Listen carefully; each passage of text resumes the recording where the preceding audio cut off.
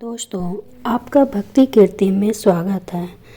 आज इस वीडियो में खरमास या पौष या मलमाय के महीने में अगर आपने यह दो चीज़ें खाई हैं तो लक्ष्मी जी दौड़ी चली आती हैं। जानिए इस वीडियो में वह दो चीज़ें सब्जियां क्या हैं। वह दो सब्जियां जिस घर में खाई जाती हैं उनके यहाँ माता लक्ष्मी की कृपा बनी रहती है। जानिए खरमास के महीने में कौन सी दो सब्जियां हैं। अगर यह दो सब्जियां घर में खाई जाती हैं तो माता लक्ष्मी घर में ही साक्षात विराजमान रहती हैं। खरमास के दौरान जिस घर में यह सब्जी दो खाई जाती हैं उस घर में कभी नहीं होती है धन की कमी।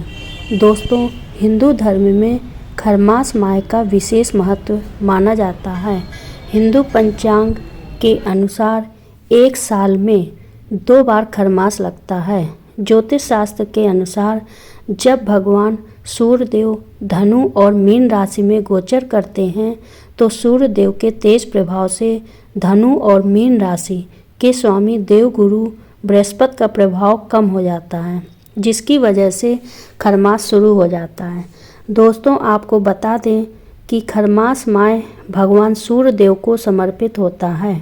इसके अलावा ऐसी मान्यता है कि खरमास में भगवान सूर्यदेव के साथ साथ भगवान श्री विष्णु जी की पूजा अर्चना करने से व्यक्ति के जीवन में सुख समृद्धि आती है। साथ ही खरमास के महीने में स्नान और दान का भी विशेष महत्व होता है।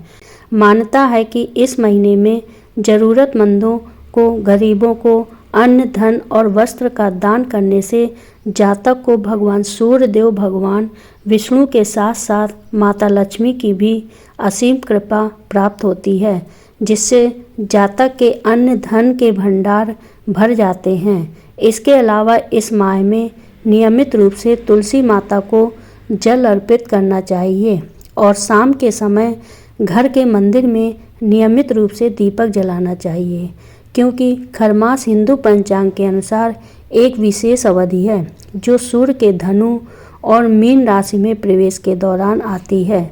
इस समय सूर्य कमजोर स्थिति में होते हैं, जिससे शुभ मांगलिक कार्यों पर रोक लग जाती है। यह समय लगभग 30 दिनों का होता है।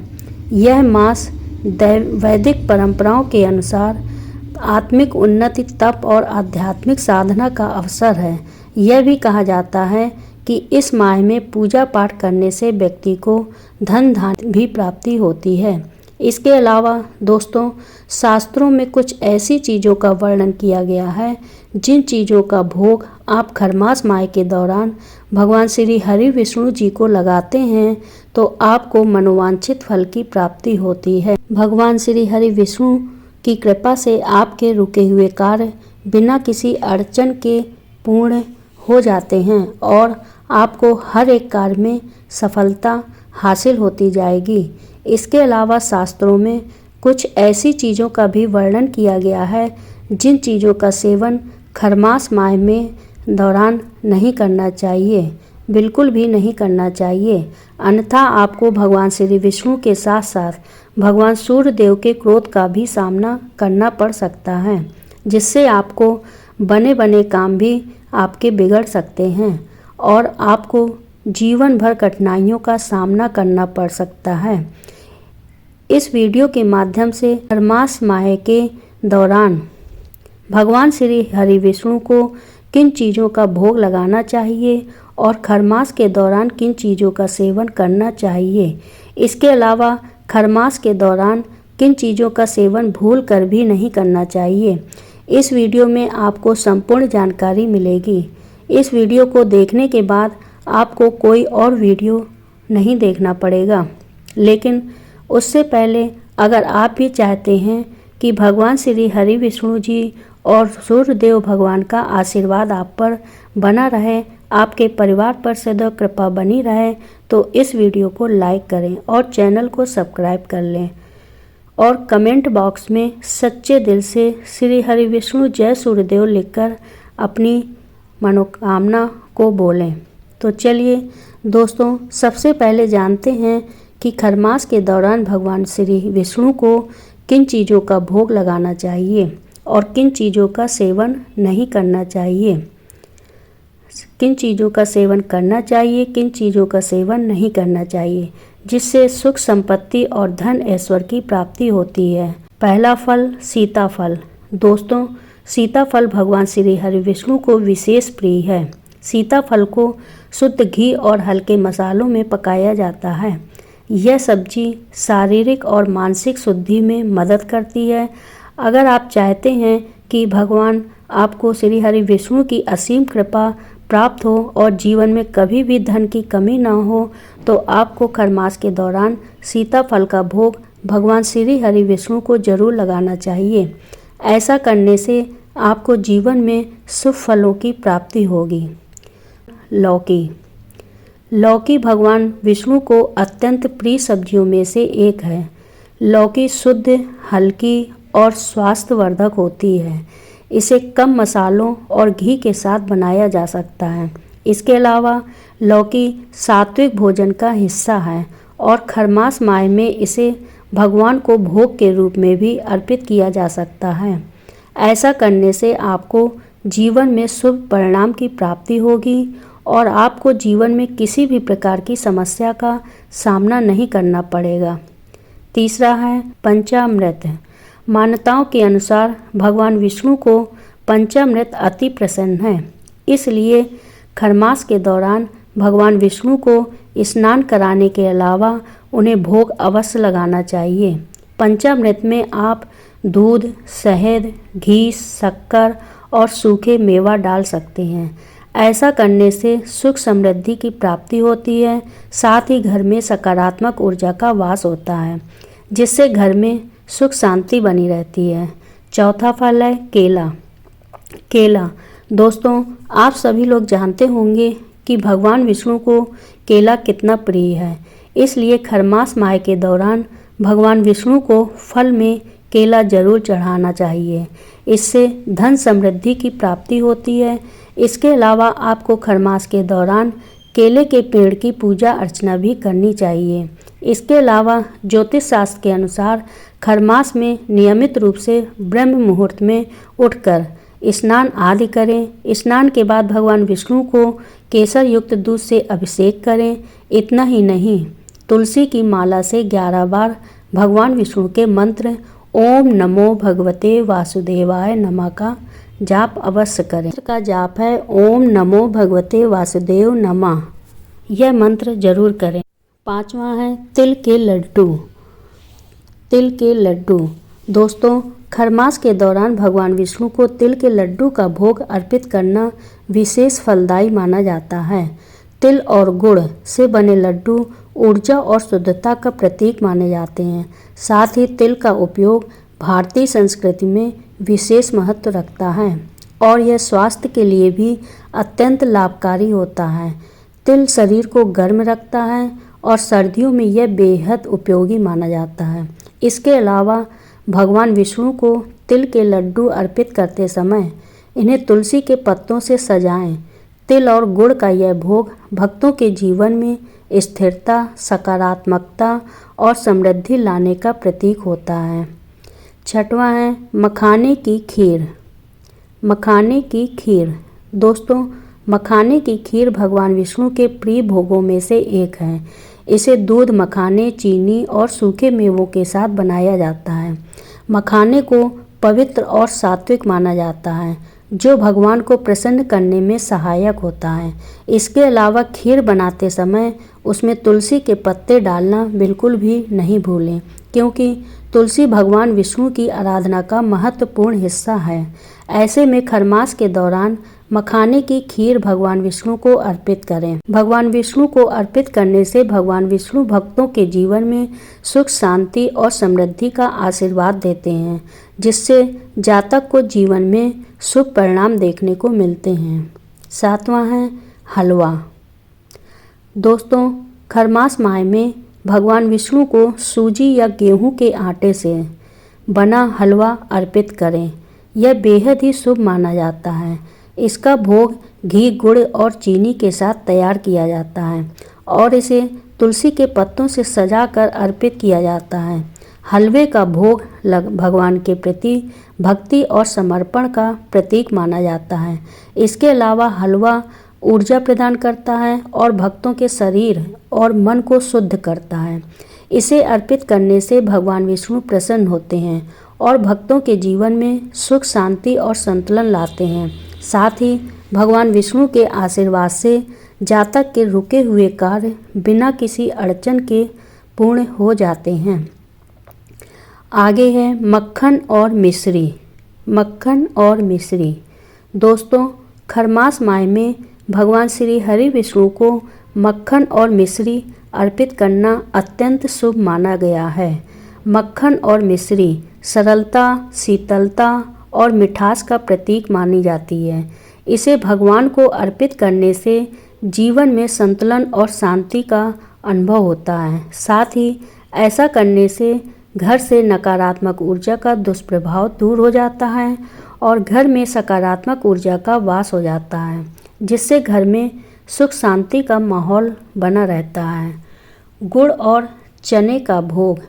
दोस्तों, गुड़ और भुने हुए चने का भोग भगवान विष्णु को विशेष प्रिय है। यह भोग न केवल सरल है बल्कि इसका एक गहरा सांकेतिक महत्व भी है। गुड़ जो शुद्ध गन्ने के रस से बनाया जाता है, पवित्रता और मिठास का प्रतीक है। यह भोग भक्तों के दिल में मिठास और सकारात्मकता लाने का प्रतीक है। गुड़ आयुर्वेद में ऊर्जा प्रदान करने और स्वास्थ्य को बढ़ावा देने वाला माना जाता है। इसे खरमास माह में भगवान को अर्पित करने का मतलब है कि भक्त अपने जीवन में शुद्धता और मिठास को बढ़ावा देना चाहते हैं। वहीं चने को शक्ति और दृढ़ता का प्रतीक माना गया है। भगवान विष्णु को यह भोग अर्पित करके भक्त अपनी इच्छा शक्ति और ऊर्जा को बढ़ाने की कामना करते हैं। आगे है पीले रंग की मिठाई। पीले रंग की मिठाई। आप सभी लोग जानते होंगे कि पीला रंग विष्णु जी को कितना प्रिय है। इसलिए आपको खरमास माह के गुरुवार के दिन भगवान विष्णु को पीले रंग की चीज़ों का भोग ही अर्पित करना चाहिए। इससे भगवान आपकी झोली धन से भर देगी और आपको समाज में खूब मान सम्मान मिलेगा। साथ ही ऐसा करने से आपकी आर्थिक स्थिति भी मजबूत होगी। इसके अलावा आपको इस बात का विशेष रूप से ध्यान रखना चाहिए कि विष्णु भगवान को भोग लगाते समय तुलसी का पत्ता जरूरी है। इसको जरूर शामिल करें, क्योंकि कहते हैं कि भगवान तुलसी के बिना भोग ग्रहण नहीं करते हैं।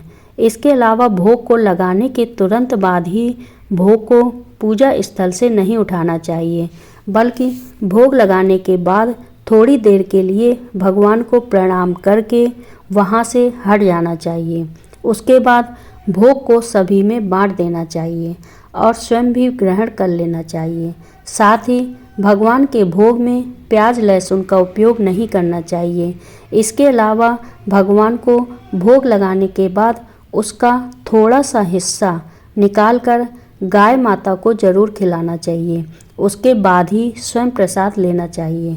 धार्मिक ग्रंथों के अनुसार गाय को माता का दर्जा दिया जाता है और ऐसा कहा जाता है कि गाय को भोजन खिलाने से पितृदोषों से मुक्ति मिलती है। अगर आपको पितृदोष है और आप ऐसा करते हैं तो आपको पितृदोष से जल्द ही छुटकारा मिलेगा।